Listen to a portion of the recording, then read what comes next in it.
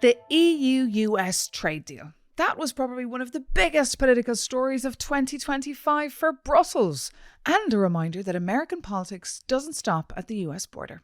Welcome to Brussels, My Love, the podcast, with me, Maeve McMahon. Before the year comes to an end, we're taking a look at US politics through European eyes. What matters, what's misunderstood, and what comes next. For this, I'm joined here in our studio by our Euronews US expert, Stefan Grobe. Hi, Stefan. Hi, Maeve. Glad to be here. Yeah, just before the year ends. Are you glad to see it end? Well, in some ways, yes. But personally, it was a good year, professionally as well. But looking, at the news in Europe, around the world, it was a rather difficult year. And I think we can be glad that it's over soon. Yeah, it was a difficult year. It was a very stressful year. And we saw that very nerve-wracking summit as well take place last week. But look, let's talk about trade first, because global trade, it used to be about rules, tariffs, and of course technocrats, but today it's about power, and we see Europe and Brussels really feeling the squeeze. Why do you think Brussels signed up to that deeply unequal trade deal back in the summer with the US? Well, I think they didn't have much of a choice. This is obviously a rule that was imposed by Donald Trump, supposedly based on U.S. interests. And I think the jury is still out whether this will actually help the American economy, the American workers. It's probably too early to say. From our European perspective, it has been much criticized. People said that we would give away too much to the Americans and we could have fought harder. I think the European Commission tried to keep it on the level that is workable with the Americans, because everybody knows that, Trump is there in the White House for another 3 years. But will he stay? Will he remain the all-powerful man in America and by definition in the rest of the world? That is a big question. So the Europeans, I think they hatched a little here. They try to calm down for now, thinking that one day, we can undo many of these things. Because the EU is trying to find a way to work in a world where trade policy is no longer about cooperation, but rather confrontation. Well, yes, and we've seen that the Americans started it, but of course, not everything that Trump was criticizing regarding the global trade was, he was at fault there. No, there were certain things that where Trump pointed the finger at the right issues. For example, China's behavior on global markets, other countries, and we had to do something. Now, coming from that position to sort of imposing tariffs on everybody, that was certainly not the best idea. And we've seen it. Global trade has gone down. Prices have gone up. Of course, in a global economy, there are always some people who win and others who lose. And the bottom line is, what is the most common denominator? Will it benefit to large parts of global populations or not? As I said, the jury is still out here. We're just several months into this new era, and much will depend on how long this new era will last. And that is, of course, the big question. And 2026 will give, I think, some very interesting hints. And what is your kind of gut feeling? Well, first of all, Trump may seem as the invincible politician in global affairs, but domestically, he's clearly on the defensive. And we are less than 11 months away from the congressional midterm elections that will shape the power in the U.S. in the next in the next 2 years, the second half, by the way, of Trump's second term. And if history is any guidance, U.S. presidents in the second half of their second terms have become, what they call lame ducks. They can't be reelected. They're losing power.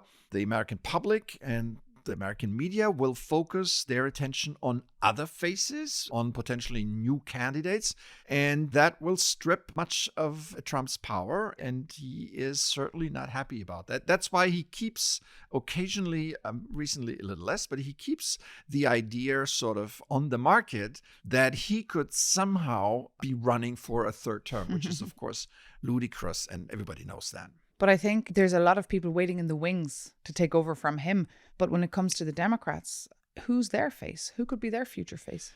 Well, we've seen from just public statements and public interactions with the electorate that the number one candidate is, of course, the governor of California, Gavin Newsom.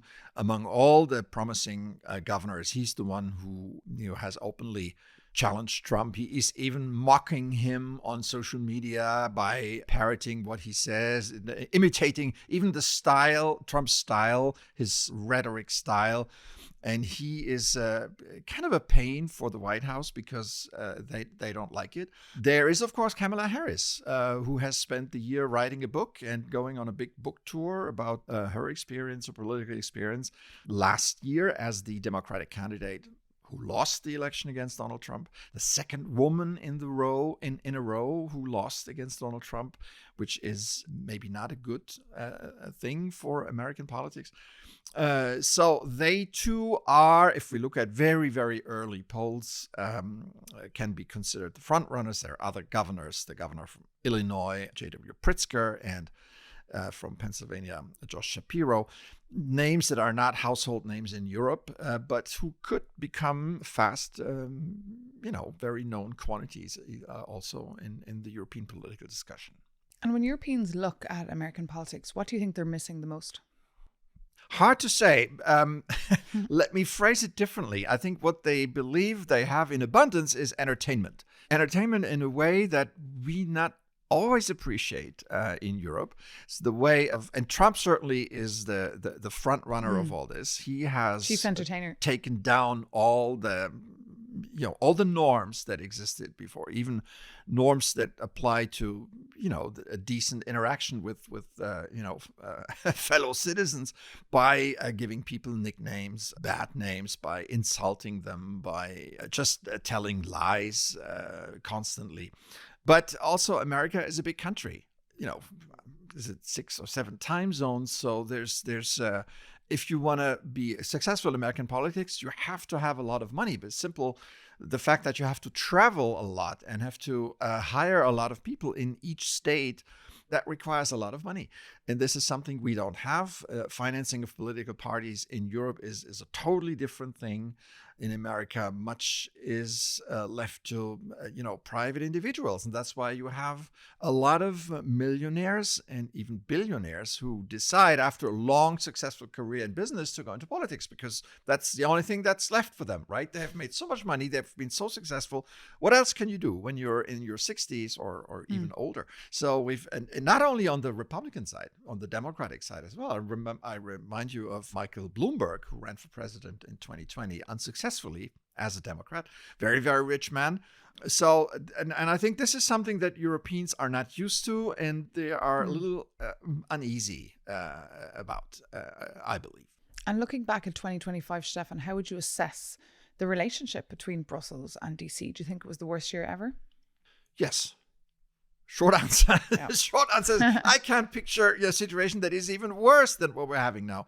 I mean, there have always been, political frictions, I would say, between U.S. administrations and European governments, in the entire post-war era, even under John F. Kennedy, under Johnson, Nixon, Ronald Reagan. There were big discussions about defense policy, with George W. Bush, of course, regarding the Iraq War. Yeah. But these were all things that were, and German Chancellor Helmut Schmidt once said these frictions were kind of a family affair. So when you get together, for Christmas, for instance, with a family, you have, tough discussions sometimes about politics.